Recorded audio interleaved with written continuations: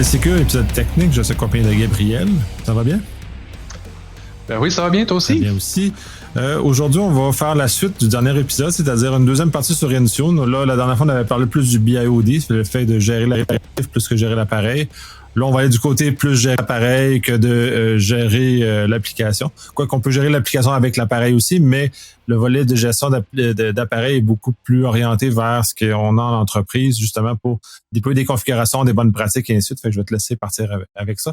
Et on aura c'est un podcast plus vidéo parce que c'est des démonstrations. Fait que si vous avez juste la version audio, peut-être que vous allez manquer quelques petits éléments. Vous pouvez aller voir sur YouTube aussi. On va essayer de tout décrire. Mais oui, en effet, la dernière fois, partie 1 de Intune, excusez-moi, on a discuté, du volet plus BYOD, puis juste pour revenir très, très rapidement, la recommandation globale là, pour le BYOD qu'on a émise finalement, là, c'était qu'on recommande de déployer tout ce qui est stratégie de protection des applications. Donc, pour ceux qui voient mon écran, encore une fois, c'est juste d'aller dans la section Apps, puis t'as App Protection Policies. Désolé pour ceux qui ont l'interface en français. Moi, j'en suis personnellement allergique. Donc, c'est ça, c'est quelque chose de très simple à déployer qui vient vraiment mettre une bulle de protection sur les applications qui sont utilisées pour accéder à des informations corporatives à partir de n'importe quel appareil mobile. Et je le répète parce que ici, on a accès à Windows Information Protection, mais je vous rappelle de complètement ignorer cette fonctionnalité-là qui ne fonctionne pas très bien. Donc aujourd'hui, c'est ça, on veut plus se pencher sur le volet corporatif, puis comme Nicolas Loïc vient de le mentionner, le côté MAM, donc les stratégies de protection des applications, ça continue à être pertinent dans ce contexte-là, dans le sens où ce n'est pas parce qu'un appareil mobile corporatif est géré, qu'on lui pousse des bonnes configurations, puis qu'on valide sa conformité et tout ça, qu'un utilisateur va quand même pas oublier son téléphone déverrouillé sur une table dans un café. Donc, le volet MAM reste pertinent pour ce type de scénario de risque-là, pour venir protéger l'application, pour faire en sorte qu'on demande quand même à l'utilisateur de s'authentifier pour accéder aux données corporatives à partir de l'appareil mobile. Mais il y a quand même plusieurs éléments ou plusieurs pans de mur dans Intune qu'on peut aller mettre en place pour aller assurer un niveau de sécurité adéquat ou raisonnable pour les appareils corporatifs, et c'est ce qu'on va regarder aujourd'hui. Donc, juste pour vous donner mon petit outline, on va regarder particulièrement ce qui est relatif au profil de configuration, aux stratégies de conformité, puis il y a aussi le côté sécurité des points de terminaison qu'on peut aller regarder et gérer dans Intune directement. Donc, si on commence avec les profils de configuration. Au niveau des profils de configuration, ce que ça implique un profil de configuration une fois que vos appareils corporatifs sont déployés, sont inscrits sont enrôlés là, dans Intune, on est en mesure d'aller déployer des profils de configuration. Ce que ça va faire, c'est que ça va aller pousser des configurations sur l'appareil. Vous pouvez le voir un petit peu comme un remplacement ou une amélioration, ça dépend de votre perspective, de ce qui était géré via GPO autrefois dans un environnement traditionnel on-prem. Ça ne veut pas dire que ça va aller entrer en conflit avec les GPO. Il y a possibilité d'utiliser les deux en parallèle. En mode co-manage, par exemple, si vous utilisez SCCM ou des choses comme ça. Mais bref, l'idée ici, c'est que tant pour les appareils mobiles que pour les postes de travail, on va pouvoir aller pousser des configurations à partir de profils de configuration. Ce qui va nous intéresser particulièrement d'un point de vue sécurité, pour vous donner un exemple avec iOS, par exemple, on va aller sélectionner le type de profil de configuration qu'on souhaite déployer. Et il y a deux façons d'aller déployer des profils de configuration. On peut aller carrément consulter le catalogue de paramètres, qui contient énormément de paramètres, évidemment. L'approche la plus efficace, entre guillemets, c'est d'utiliser les templates, les gabarits qui sont offerts par Microsoft pour aller juste sélectionner les types d'éléments de configuration qui nous intéressent. Dans ce cas-ci, ce qui va particulièrement nous intéresser d'un point de vue sécurité habituellement, c'est principalement ce qui se retrouve dans Device Restrictions. Donc, on a un gabarit qui s'appelle Device Restrictions pour toutes les plateformes, typiquement. Là. Donc, là, je suis dans iOS, mais si on regarde Windows 10 et plus au niveau des templates, il y a aussi Device Restrictions qui est présent ici. Donc, du moment où on a sélectionné notre gabarit, donc ici, on parle de Device Restrictions, on a accès aux différents paramètres de configuration. Donc, ici, dans le cas d'iOS, on a tout ça ici qu'on peut éplucher. Et bon, aujourd'hui, évidemment, l'objectif, là, c'est pas de rentrer dans chacun des paramètres qu'on peut aller configurer parce qu'on serait encore en train d'en discuter à la fin de la journée. Mais on a accès à tout ce qui est relatif à notamment les mots de passe, donc exiger un mot de passe pour déverrouiller un appareil iOS dans ce cas-ci. Et un paquet d'éléments de configuration. Là. On peut aller bloquer le App Store ou faire en sorte qu'un appareil, qu'un utilisateur ne puisse pas utiliser Siri à partir de son appareil, ce genre de choses-là. Donc, en gros, ça va nous permettre d'aller vraiment avoir le comportement qu'on souhaite sur l'appareil. Par exemple, un point qu'on veut souvent aller mettre en place, c'est de forcer le chiffrement sur l'appareil ou de bloquer la synchronisation dans iCloud pour le cas de iOS, ce genre de choses-là. Puis une fois qu'on a été sélectionner les différents éléments de configuration qu'on veut avoir, bien évidemment, on va aller sélectionner les utilisateurs à qui on veut déployer ce profil de configuration-là pour que ça s'applique en fonction de nos besoins. Donc, on peut aller mettre en exception des utilisateurs, par exemple, qui auraient besoin de certaines fonctionnalités et déployer potentiellement un autre profil de configuration pour eux. On peut le gérer de différentes façons comme ça. Donc, le profil de configuration, excusez-moi, c'est vraiment à partir de là qu'on va pouvoir rehausser ou aller, dans le fond, forcer notre baseline de sécurité sur tous les appareils corporatifs. Si on regarde rapidement au niveau de Windows 10, par exemple, on peut regarder au niveau Device Restrictions aussi.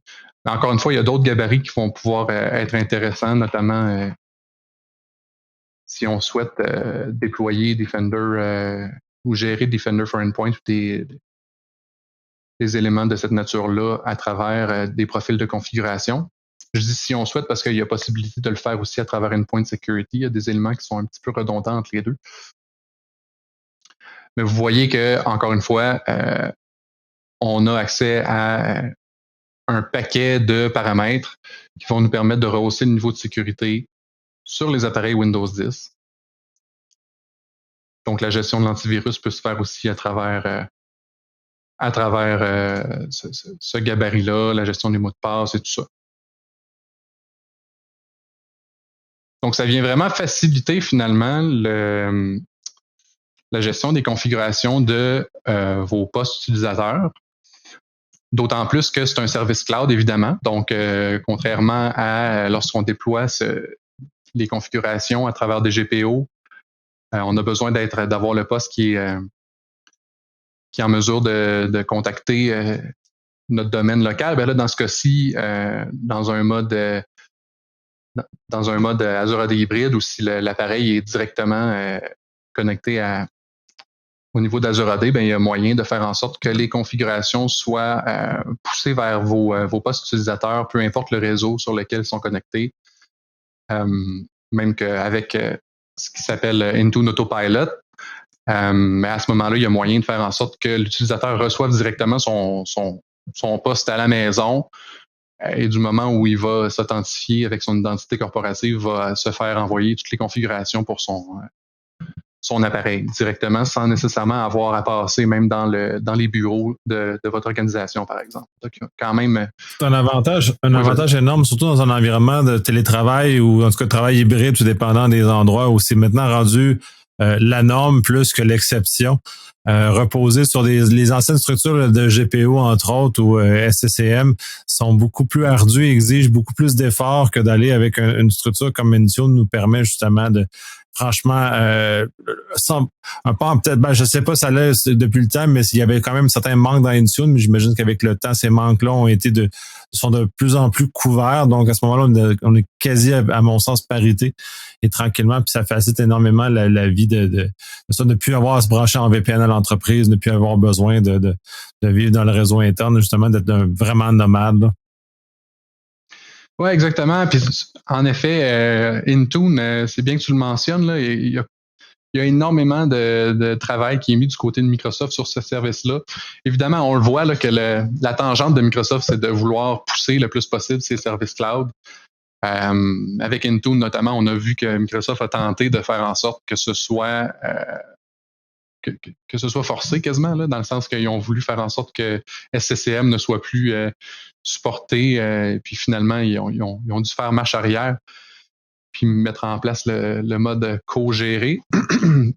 Mais c'est ça, l'amour est mis sur ce service-là plus que sur autre chose, évidemment, qu'ils veulent pousser ça le plus possible. T'sais, notamment côté nouveauté, là, pour ceux qui connaissent déjà Intune, vous voyez ici, au niveau des plateformes, à gauche, Chrome OS et Linux viennent de faire leur apparition. Je pense que ça fait même pas un mois là, dans Intune. Là, on était au niveau de profil de configuration, mais ils ne permettent pas encore pour tout ce qui est Chrome OS et Linux. Mais ils permettent de mettre en place des stratégies de conformité pour aller valider l'état de l'appareil. Quelle transition vers le prochain point, stratégie de conformité.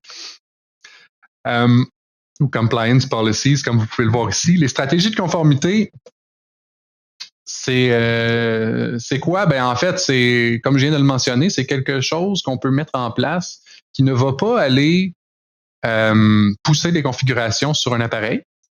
Ça va simplement aller regarder l'appareil qui est enregistré dans votre environnement Intune pour valider certains éléments de configuration que vous pouvez paramétrer dans votre stratégie de conformité.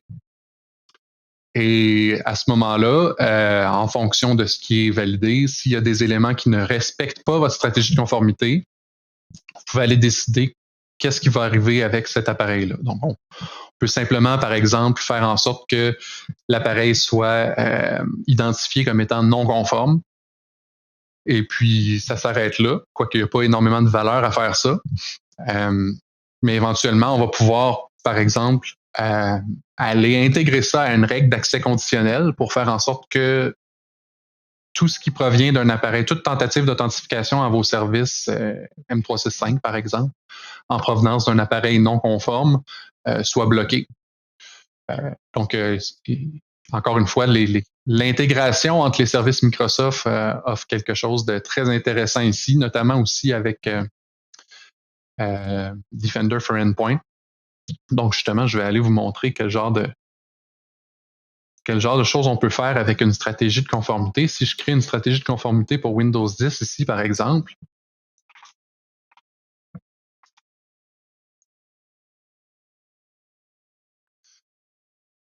il y a moyen d'aller se faire des scripts personnalisés pour valider des éléments de conformité.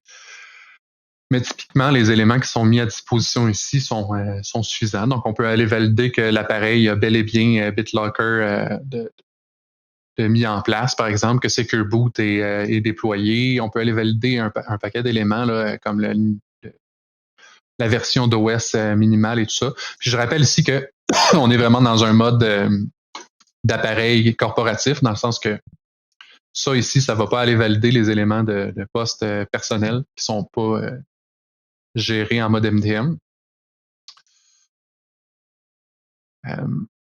au niveau des mots de passe et tout ça, l'encryption, les firewalls. Donc, c'est ça. On peut aller regarder beaucoup d'éléments. Puis pour en revenir à l'intégration que je mentionnais au niveau de Defender for Endpoint, il y a un paramètre à aller déployer dans Defender for Endpoint pour activer l'intégration dans security.microsoft.com. Allez vous le montrer en même temps, tant qu'à faire. Dans security.microsoft.com, au niveau des paramètres d'administration, pas bien long, c'est en train de loader pour ceux qui nous écoutent. Donc, complètement en bas, on a les paramètres et on peut aller dans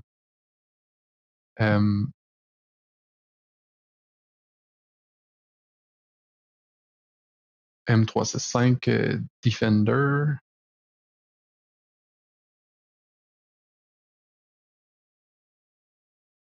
Ah, c'est ça, OK. Pour une raison que j'ignore, mes accès n'ont pas l'air à s'être mis à jour. Des fois, c'est quelque chose qui peut arriver, là. Mais c'est pas grave. Probablement que si je me déconnectais et que je me reconnectais, ça fonctionnerait parce que j'ai activé via PIM mes droits global administrateurs tout à l'heure. Mais bref, c'est pas grave. Ici, il y a dans les paramètres, normalement, là, quand on a les accès d'activer convenablement puis que Microsoft est gentil, on a accès à ce qui est au volet endpoint ou point de terminaison en français.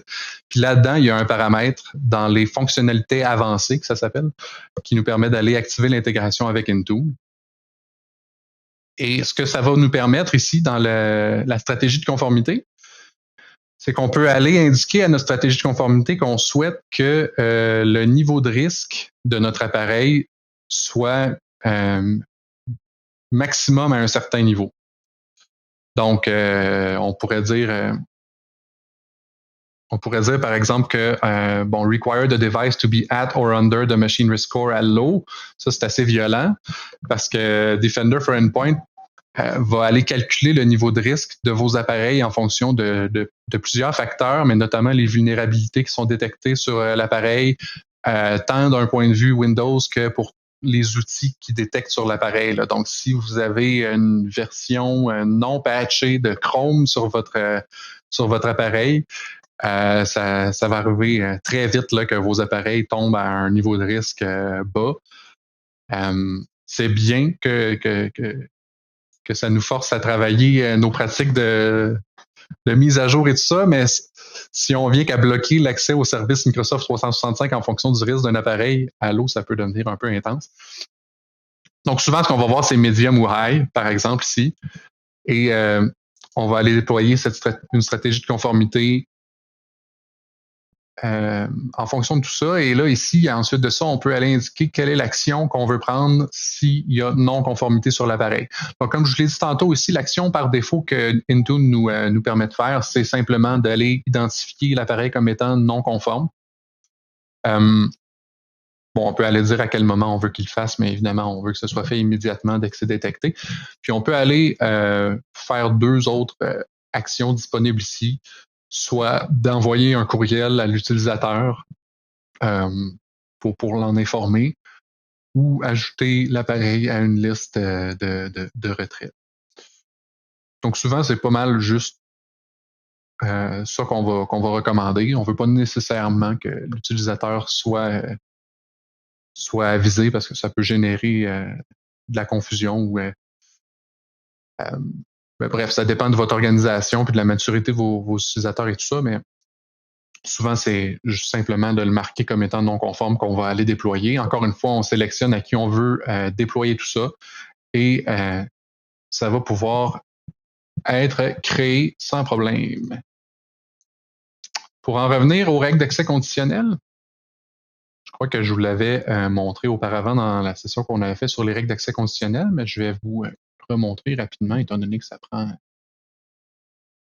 2 secondes à faire. Là, j'espère que mes accès vont être fonctionnels dans ce portail-là.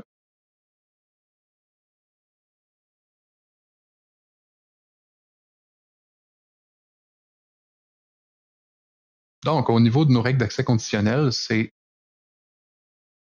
simplement d'aller se créer une nouvelle règle d'accès conditionnel évidemment, on va l'appliquer aux utilisateurs qu'on souhaite mettre là-dedans, mais typiquement, on va vouloir mettre tout le monde. Et souvent, ce qui va arriver, c'est qu'on va mettre en exception pour cette règle-là les utilisateurs invités, parce que ça arrive souvent qu'on ne va pas donner d'appareils corporatifs aux invités. Ça dépend de votre contexte, encore une fois. Je sais qu'il y a des organisations qui envoient des laptops à tout le monde. Mais souvent, on va aller les mettre en exception si ce n'est pas votre cas. Pour toutes les applications cloud, typiquement, puis là, au niveau de nos conditions, on n'a pas nécessairement de conditions à mettre ici. Ce qui va nous intéresser particulièrement, c'est le volet ici, Require Device to be marked as compliant.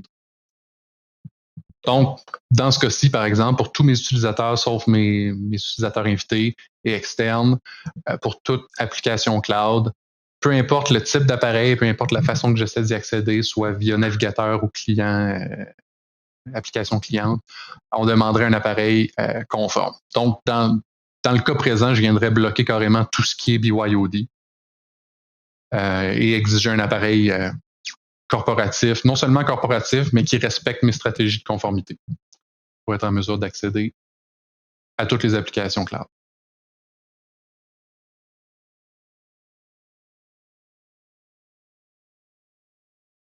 Donc, au niveau de la conformité des appareils, ça ressemble à ça. Et ensuite de ça, il y a le volet Endpoint Security. Évidemment, quand on parle de sécurité, c'est un volet qui va nous intéresser. Ça ici, c'est particulièrement pour tout ce qui est appareil Windows 10 et plus, où on va pouvoir aller gérer, comme je l'ai mentionné tantôt, il y a certains éléments en redondance avec les profils de configuration, mais ici, ça vient être un point central où on peut gérer les différents services et les différentes fonctionnalités de sécurité. Donc, typiquement, cette section-ci, on va vouloir l'utiliser pour aller gérer tout ce qui est Defender, l'antivirus Defender. Au niveau de Disk Encryption, on va pouvoir aller déployer BitLocker puis gérer BitLocker. C'est la façon qui est recommandée de le faire. Là. Je fais la petite parenthèse ici parce que je sais que c'est possible de le déployer en mode GPO, mais justement, si vous êtes dans le contexte où vous utilisez encore des GPO, mais que vos appareils sont disponibles et enregistrés au niveau de Intune, BitLocker, on recommande de le déployer via Intune parce qu'il y a plusieurs avantages de le faire de cette façon-là. L'activation du service est plus simple d'abord à partir de Intune parce que via GPO, l'activation de BitLocker, on doit aller exécuter des scripts sur les appareils pour l'activation du service. Mais il y a aussi le fait que via Intune, les clés de recouvrement sont prises en backup avant que le chiffrement de l'appareil soit fait, tandis que via GPO, c'est fait en même temps. Donc, c'est déjà arrivé dans le passé qu'on ait des problématiques dans un déploiement via GPO, dans un contexte où une panne de courant ou un appareil qui manque de batterie ou peu importe, si le chiffrement se fait en même temps que le backup des clés de recouvrement, qu'il y a une corruption dans tout ça parce qu'il y a une panne de courant, mais là, on vient de perdre le disque dur. Il y a des choses comme ça qui peuvent arriver un peu plus fréquemment. On s'entend, là, c'est assez rare quand même, là, mais via Intune, on mitige ce risque-là. Bon, évidemment, il y a la gestion du Windows Firewall qu'on peut faire à partir d'ici. L'EDR avec Defender for Endpoint se gère à partir de là pour l'inscription des appareils, le déploiement des fonctionnalités. Quelque chose qui peut être intéressant à souligner au niveau de Attack Surface Reduction, qui est une fonctionnalité avancée de Defender for Endpoint. Encore une fois, depuis peut-être un mois, je vous dirais, il y a une nouvelle fonctionnalité à ce niveau-là qui permet de faire en sorte que on vienne mettre en exception les règles ASR. Je sais que je sors un petit peu du contexte Intune, mais je suis pas dans le bon.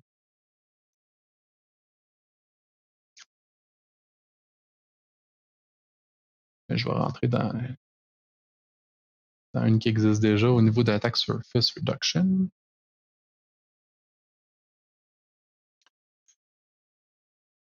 Puis j'ai tenté de voir au niveau GPO si c'était disponible. Je n'ai pas été en mesure d'avoir l'information, mais bref, pour votre information, si vous utilisez des Attack Surface Reduction Rules dans votre contexte, il y a moyen maintenant d'aller mettre des exclusions directement au niveau des Attack Surface Reduction Rules, ce qui n'était pas le cas avant.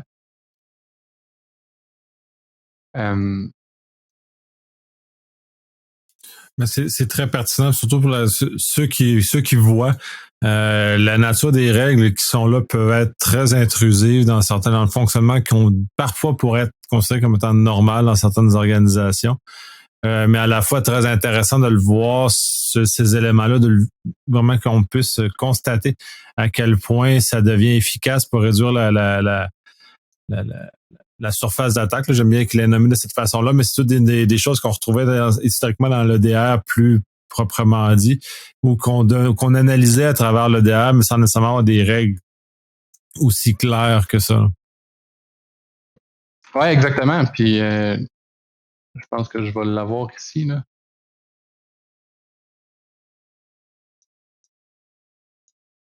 Bon, c'est ça. Ça ici, là, ce ASR Only per Rule Exclusion n'était pas disponible avant. Et ce que ça va faire en sorte, c'est que, pour vous donner un exemple concret, là, avant, si par exemple, vous aviez un fichier Excel, par exemple, avec des macros quelconques qui était bloqué en ayant bloc Win32 API Calls from Office Macros, mais que c'est un fichier que vous avez besoin, ben ce qu'il fallait que vous fassiez, c'était que dans le fond, le Excel soit mis en exception de toutes les règles PSR parce qu'il n'y avait pas moyen de faire des exclusions par règle. Il fallait juste faire une exclusion globale. Donc, c'était problématique parce que ça venait faire en sorte que ce soit sorti carrément et qu'il n'y ait plus rien au niveau des règles SR qui soit validé. Maintenant, depuis peu, on peut simplement aller dire, pour l'exemple que je viens de vous donner, que on continue à bloquer ici, mais que pour cette règle SR-là, on vient de mettre l'exclusion spécifiquement pour celle-là, puis le reste des règles vont continuer à être validées pour Excel. Bref.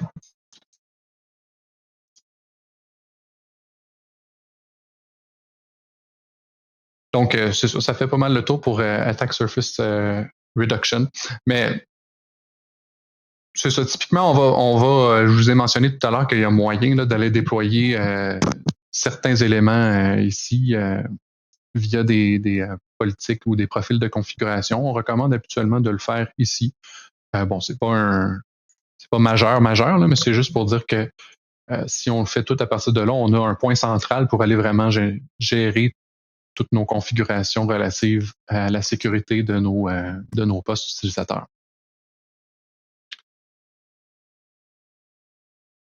Donc, ça fait pas mal le tour des différentes fonctionnalités de sécurité qu'on recommande, les différents volets d'Intune qu'on recommande d'aller déployer.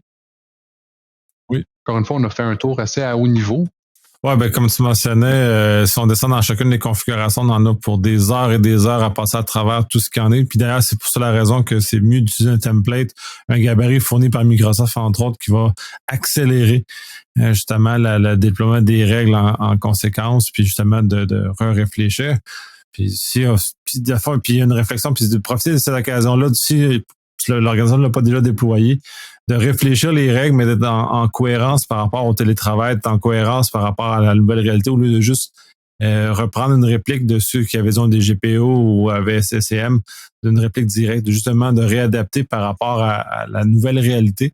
Puis les outils qui sont offerts aussi, parce qu'il y a une souplesse qui est différente, il y a un regard qui est différent dans Intune que ceux qui étaient habitués de travailler avec les GPO, là.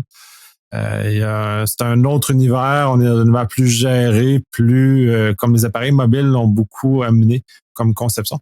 Seule chose que je trouve un peu dommage, c'est que le volet autre que Windows est un peu faible. Oui. Ça, je trouve ça un peu dommage, mais on voit que Microsoft fait d'énormes efforts pour avancer en ce sens-là. C'est très bien. Puis, en fond, comme ils le font dans plusieurs volets aussi, là, qui sont plus juste juste à favoriser Windows, mais s'assurer que les parcs de multi-fournisseurs puissent être gérés de façon cohérente puis de façon massive. Oui, en effet. Puis maintenant que tu en parles, j'ai mentionné tantôt que du côté Chrome OS, Linux, il n'y a pas moyen de déployer de profil de configuration, mais Microsoft a quand même fait en sorte qu'on est en mesure d'aller créer des profils de configuration pour macOS. Donc, c'est déjà quand même un step intéressant. Là, à partir d'Intune, on est en mesure d'aller déployer des configurations pour tout ce qui est Mac. Mais c'est très intéressant. Puis ça, là, Charles, mais les choses se corrigent. Sysmon est rendu disponible pour Linux. Fait que Microsoft fait d'énormes formes d'efforts, des efforts très importants justement pour amener tous ces outils qui sont très, très utiles et très commodes. Sysmon est un très bel exemple parce que son usage simplifie énormément le fait de collecter de la télémétrie sur les Linux au lieu d'utiliser les choses natives Linux. Fait qu'on on a un avancé très important de ce côté-là. Fait que j'ai très hâte de voir d'autres avancées. Puis l'autre volet, je trouve un peu triste, mais on en a parlé un peu dans l'autre épisode précédent, c'est que les applications gérées ne sont que sur mobile, ne sont pas encore rendues sur les postes lourds. Là, on va dans l'ultime BIOD où, dans le fond, on va pouvoir utiliser porter notre ordinateur personnel et utiliser les services M365 de façon gérée, protégée adéquatement selon les règles de l'organisation. Puis ça, j'ai très hâte que ça se mette en action. Comme tu parlais, Windows Information Protection est en train d'être abandonné, là, c'est ce que j'en comprends. Justement, parce qu'il y avait certaines faiblesses associées et complications qui rendaient ça difficile. Là. Oui, en effet, c'est ça. Puis bon, on va voir où est-ce que Microsoft est capable de pousser le volet Endpoint DLP aussi, parce que je sais que selon ce que j'ai vu, il essaie justement de un petit peu remplacer là, ce qu'il essayait de faire avec Windows Information Protection par tout ce qui est DLP for Endpoint, mais encore une fois, ça ne vient pas s'appliquer sur des appareils personnels, étant donné que l'appareil doit être inscrit de la même manière là, que pour Defender for Endpoint. Donc, pour l'instant, on reste un petit peu sur notre appétit de ce côté-là. En effet, là, ce serait bien c'est particulier d'avoir un certain comportement pour le BYOD d'un côté mobile, mais pour les postes qu'on ne soit pas en mesure encore de le faire. On va voir si Microsoft est capable de sortir un lapin de son chapeau éventuellement par rapport à ça.